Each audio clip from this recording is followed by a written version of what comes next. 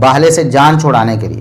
ایک تو جہالت کا مظاہرہ یہ تھا آپ کا کہ قرآن کریم کی آیت کو خود نہیں سمجھ سکے, حدیث کو خود نہیں سمجھ سکے, اور یہ جھوٹ بول دیا کہ نبی کریم صلی اللہ علیہ وسلم لے کر گئے تھے اہل بیت کو, بیویوں کو لے کر نہیں گئے, یہ جھوٹ بولا آپ نے. دوسرا آپ نے جان چھڑانے کے لیے کہا کہ مباہلہ غیر نبی کے لیے کرنا حرام ہے. کہتے ہیں کہ مباہلہ تو صرف اور صرف نبی کر سکتا ہے, غیر نبی کریم صلی اللہ علیہ وسلم کے بعد کوئی مباہلہ کرے تو یہ حرام ہے. بلکہ کہتے ہیں کہ یہ صرف نبیوں کی خصوصیت ہے, اگر کسی نے مباہلہ کرنا ہے تو وہ پھر نبی ہونے کا دعویٰ کرے. مباہلہ غیر نبی کے لیے کرنا حرام ہے, یہ صرف نبیوں کی خصوصیت ہے. یا وہ شخص پہ نبی ہونے کا دعویٰ کرے کہ میں نے حق واضح کر دیا, کہ وہ نبی ہونے کا دعویٰ کرے کہ میں نے حق واضح کر دیا ہے لہٰذا میں مباہلہ کرتا ہوں, نعوذ باللہ. پہلی بات تو مرزا صاحب یہ ہے کہ قرآن کریم کی آیت میں ہے فَقُلْ تَعَالُوا نَدْعُ أَبْنَاءَنَا وَأَبْنَاءَكُمْ, یہ حکم ہے نبی کریم صلی اللہ علیہ وسلم کو اور یہ عمومی حکم ہے. اسی طرح نبی کریم صلی اللہ علیہ وسلم نے اگر مباہلہ کیا ہے, آپ کی بات اگر ہم مان لیں تھوڑی دیر کے لیے کہ آپ نے مباہلہ کیا ہے, تب آپ کی سنت بنے گی نا. تو قرآن کریم کا ایک حکم ہے یا آپ صلی اللہ علیہ وسلم کی سنت ہے, اس کو خاص کرنے کی آپ کے پاس کیا دلیل ہے؟ آپ کے پاس کیا دلیل ہے کہ قرآن کریم کی اس آیت پر نبی کریم صلی اللہ علیہ وسلم کے علاوہ کوئی عمل نہیں کر سکتا؟ حرام ہے عمل کرنا قرآن کی اس آیت پر, یا نبی کریم صلی اللہ علیہ وسلم نے اگر مباہلہ کیا ہے تو وہ آپ کی سنت تھا نا, تو اس سنت پر عمل کرنا امت کے لیے حرام ہے. اس کی کیا دلیل ہے آپ کے پاس؟ اور ہم آپ کے اصول سے یہ بات ثابت کریں گے کہ آپ کئی بار یہ اصول بیان کر چکے ہیں. ایک کلپ ابھی ہم آپ کے سامنے چلاتے ہیں. آپ نے کہا کہ نبی کریم صلی اللہ علیہ وسلم کی خصوصیت ثابت کرنے کے لیے دلیل لانا ہوگی. یہ لوگ ایسے ہی جناب نبی کریم صلی اللہ علیہ وسلم کی سنتوں کو کہہ دیتے ہیں کہ یہ آپ کے لیے خاص ہے. ایسا نہیں ہے, خاص تب ہوگا جب نبی کریم صلی اللہ علیہ وسلم خود بتائیں کہ یہ میرے لیے خاص ہے. تو وہ کہتے ہیں نبی علیہ السلام کی خصوصیت ہے کیونکہ نبی علیہ السلام کی بیویاں جو ہیں وہ امت کی مائیں ہیں, ان کا تو سٹیٹس ڈیفرنٹ ہے, آپ وہ مثال نہ دیں. حالانکہ یہ بات غلط ہے, کیونکہ قرآن میں لقد کان لکم فی رسول اللہ اسوۃ حسنہ, نبی علیہ السلام کی مبارک زندگی میں اسوہ حسنہ ہے, الا یہ کہ نبی علیہ السلام اپنے کسی مسئلے میں کہہ دیں کہ یہ خاص میرے لیے. جب آپ خود کہہ دیں نا یہ خاص میرے لیے, وہ آپ کے لیے خاص ہوتا ہے. ورنہ تو آپ جو کچھ کر رہے ہیں, آپ اپنی بیویوں کے ساتھ اگر ازدواجی تعلق قائم کر رہے ہیں تو یہ خاص نبی علیہ السلام کے لیے اور امتی کسی کے لیے نہیں ہے. جب تک آپ خود اسپیسیفائی نہ کریں نا کسی مسئلے کو یہ خاص میرے لیے ہے, تو وہ پوری امت کے لیے ہوتا ہے. یہ بتائیں کہ کہاں آپ علیہ السلام نے فرمایا کہ یہ خاص میرے لیے ہے؟ تو مرزا صاحب آپ کو یاد ہے نا, آپ نے یہی کہا تھا کہ تخصیص کے لیے دلیل ہونی چاہیے. اب آپ بسم اللہ کریں, کوئی ایک دلیل پیش کریں قرآن کریم کی آیت کی تخصیص کے لیے کہ یہ نبی کے ساتھ خاص تھی, یا اس سنت کو جو آپ کہتے ہیں کہ نبی کریم صلی اللہ علیہ وسلم نے مباہلہ کیا ہے, اگر آپ نے کیا ہے تو آپ کی سنت ہوئی نا, اس سنت کی تخصیص کہ یہ سنت نبی کے ساتھ خاص تھی, کوئی امتی اس پر عمل نہیں کر سکتا, حرام ہے, بلکہ دعوی نبوت کے مترادف ہے. نعوذ باللہ. کہتے ہیں جس نے مباہلہ کرنا ہو وہ دعوی نبوت کرے. ہم آپ کو مرزا صاحب بتاتے ہیں کہ کتنی بڑی جہالت ہے آپ کی, کتنا بڑا فتویٰ ٹھوکا ہے آپ نے صحابہ تابعین تبع تابعین اور ائمہ دین پر. پہلی بات تو یہ ہے کہ یہ نبی کریم صلی اللہ علیہ وسلم کے صحابہ سے لے کر آج تک یہ تواتر عملی ہے. سارے مسلمان یہ 1400 یا اس سے زیادہ جو سال گزر چکے ہیں, وہ سارے مسلمان اس بات کے قائل رہے ہیں کہ مباہلہ نبی کریم صلی اللہ علیہ وسلم کے بعد بھی ہو سکتا ہے, بلکہ بعد میں مباہلے ہوئے ہیں اور ان کے نتیجے بھی نکلے ہیں. نبی کریم صلی اللہ علیہ وسلم سے تو مباہلہ کرنا ثابت نہیں, یعنی کسی نے چیلنج ہی قبول نہیں کیا, مباہلے کے لیے گئے ہی نہیں. لیکن آپ کی امت نے مباہلے کیے ہیں, مباہلوں کے چیلنج کیے ہیں.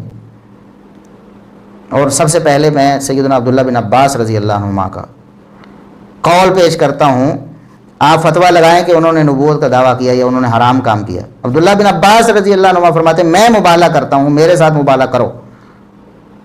ایک مسئلے پر دلائل دینے کے بعد بھی کوئی مطمئن نہیں ہو رہے تھے یا بات مان نہیں رہے تھے, تو عبداللہ بن عباس رضی اللہ عنہما نے ان سے کہا کہ آپ میرے ساتھ مباہلہ کریں.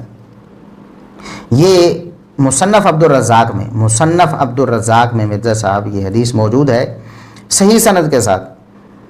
اخبرنا عبد الرزاق عن معمر عن ابن طاووس قال اخبرني ابي انه سمع ابن عباس يقول لوددت اني وهؤلاء الذين يخالفوني في الفريضه نجتمع فنزوا ايدينا على الركن ثم نبتهل فنجعل لعنه الله على الكاذبين.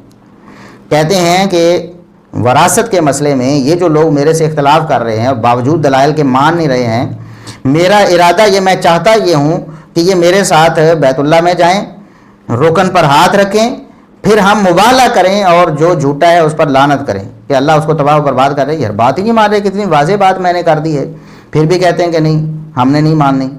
تو میں مبالغہ کرنے کے لیے تیار ہوں، میں تو چاہتا ہوں کہ میرے ساتھ مبالغہ کریں.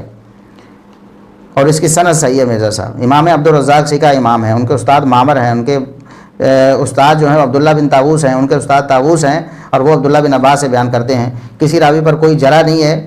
ان میں سے کوئی مدلس نہیں ہے سوائے امام عبدالرزاق رحمہ اللہ کے، اور انہوں نے سماع کی تصریح کی ہے کہاں؟ الفقی والمتفقہ، خطیب بغدادی رحمہ اللہ کی کتاب ہے. خطیب بغدادی رحمہ اللہ کی کتاب، ہم اس کا سکین بھی آپ کے سامنے پیش کر رہے ہیں.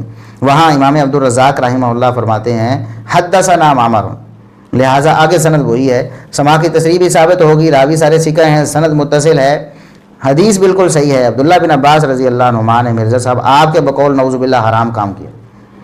آپ کے بقول تو یہ دعوی نبوت کے مترادف ہے، پہلے دعوی نبوت کرے پھر مبالغہ کا چیلنج کرے. نعوذ باللہ. کہاں تک مرزا صاحب آپ جائیں گے؟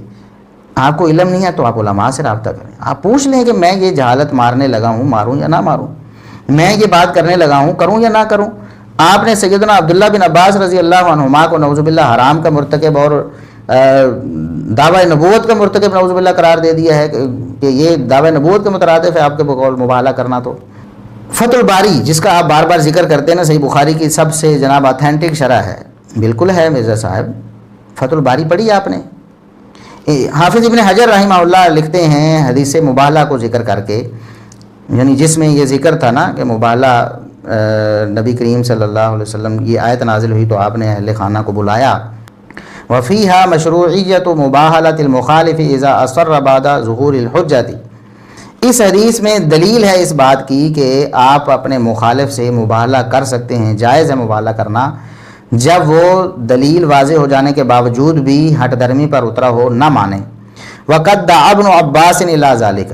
فرماتے ہیں عبداللہ بن عباس رضی اللہ عنہما نے مبالغہ کا چیلنج دیا تھا، کوئی آیا نہیں تو بعد کی بات ہے، مرزا صاحب کی طرح کسی نے قبول نہیں کیا. عبداللہ بن عباس رضی اللہ عنہما نے مبالغہ کا چیلنج دیا تھا. اسی طرح امام اوزاعی رحمہ اللہ سے وہ ذکر کرتے ہیں وَوَقَعَ ذَلِكَ لِجَمَاعَةٍ مِّنَ الْعُلَمَاءِ. کہتے ہیں کہ علماء تو بہت سارے تھے جنہوں نے مبالغے کیے یا چیلنج کیے. وَمِمَّا عُرِفَ بِالتَّجْرِبَةِ أَنَّ مَنْ بَاهَلَ وَكَانَ مُبْطِلًا لَا تَمْضِي عَلَيْهِ سَنَةٌ مِّن يَوْمِ الْمُبَاهَلَةِ. کہتے ہیں یہ بات تجربہ شدہ ہے، ابھی تک ہمارے مشاہدے میں یہی آیا ہے کہ جو مبالغہ کرے اور وہ باطل پر ہو، وہ جھوٹا ہو، سچے بندے سے مبالغہ کرے، 1 سال کے اندر اندر اس کی موت واقع ہو جاتی. 1 سال نہیں گزرتا تباہ و برباد ہو جاتا ہے. وَوَقَعَ لِي ذَلِكَ مَعَ شَخْصٍ كَانَ يَتَعَصَّبُ لِبَعْضِ الْمَلَاحِدَةِ فَلَمْ يَكُنْ بَعْدَهَا غَيْرَ شَهْرٍ. حافظ ابن حجر رحمہ اللہ، یہ فتح الباری ہے جلد 8 صفحہ 95 مرزا صاحب. حافظ ابن حجر رحمہ اللہ کو بھی آپ کہیں کہ حرام کے مرتکب ہوئے اور انہوں نے دعوی نبوت گویا کہ کیا، نعوذ باللہ. حافظ ابن حجر رحمہ اللہ فرماتے ہیں کہ میرا مبالغہ ایک شخص سے ہو گیا جو بعض ملحد لوگوں کے ساتھ تعلق رکھتا تھا، اس نے میرے ساتھ مبالغہ کر لیا. فلم یکم بعدها غیر شہرین. 2 مہینے سے زیادہ زندہ نہیں رہ سکا، 2 مہینے سے زیادہ زندہ نہیں رہ سکا. تو مرزا صاحب یہ آپ کے گاٹے فٹ نہیں ہو رہا سارا کچھ. آیت مبالغہ کو عبداللہ بن عباس رضی اللہ عنہما نے زیادہ سمجھا یا آپ نے مرزا صاحب؟ اور آپ جب آپ کے موافق کوئی بات آتی تھی نا جس سے آپ غلط استدلال کرنا چاہتے ہوتے تھے، بات تو آپ کے موافق نہیں ہوتی تھی لیکن آپ اس کو موافق بنانا چاہتے ہوتے تھے، تو آپ کہتے تھے کہ صحابہ تابعین تبع تابعین اور ائمہ دین کا جو فہم ہے نا، پہلے 300 سالوں کا جو فہم ہے وہ معتبر ہے. کسی آیت کو سمجھنا ہے یا کسی حدیث کو سمجھنا ہے تو پہلے 300 سالوں کے مسلمانوں نے جو سمجھا ہے، جو عمل کیا ہے، اس کے مطابق سمجھنا ہے. آپ نے امام ترمذی رحمہ اللہ سے نقل کیا کہ امام ترمذی نے باب قائم کیا، پہلے 300 سال کے مسلمانوں کی گارنٹی نبی صلی اللہ علیہ وسلم نے دی ہے. آپ نے کہا پرانے بزرگوں کو ہم ہی مانتے ہیں، آپ لوگ پرانوں کو نہیں مانتے. اور پرانے تو اڈے والے نہیں، پرانے وہ جو واقعی پرانے جن کو نبی علیہ السلام نے کہا ہے پہلے 300 سال صحابہ تابعین تبع تابعین. اور اس حدیث پہ یہ بخاری مسلم میں ترمذی میں امام ترمذی نے باقاعدہ باب باندھا ہے کہ پہلے 300 سال کے مسلمانوں کی گارنٹی نبی علیہ السلام نے دی ہے. ٹھیک ہے نا، اس حوالے سے انہوں نے ایک باب بھی باندھا ہے کہ ان صدیوں کی کیا برکات ہے. تو ہم ماشاءاللہ پرانے بزرگوں کو مانتے ہی ہم ہیں، آپ لوگ پرانوں کو نہیں مانتے ہیں. کہتے ہیں ہم صحابہ تابعین تبع تابعین ائمہ دین کو پہلے 300 سال کے مسلمانوں کو ہم مانتے ہیں. مرزا صاحب یہ آپ کا دعویٰ تھا. آپ بتائیں عبداللہ بن عباس رضی اللہ عنہما کو کون مانتا ہے؟ عبداللہ بن عباس کو ہم مانتے ہیں کہ آپ مانتے ہیں مرزا صاحب؟ یا علال اعلان توبہ کریں، رجوع کریں، کہیں میری غلطی تھی، میری جہالت تھی، میری ضلالت تھی، میں علال اعلان رجوع کرتا ہوں، میں کہتا ہوں مبالغہ بالکل جائز ہے.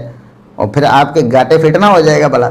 آپ یہ کہہ ہی نہیں سکتے میرے صاحب، آپ میں اتنی اخلاقی جرت ہوتی تو اب تک کتنی باتوں سے آپ رجوع کر چکے ہوتے جو ہم نے آپ کے سامنے پیش کی. آپ نے کسی ایک بات کا نہ جواب دیا ہے نہ رجوع کیا ہے.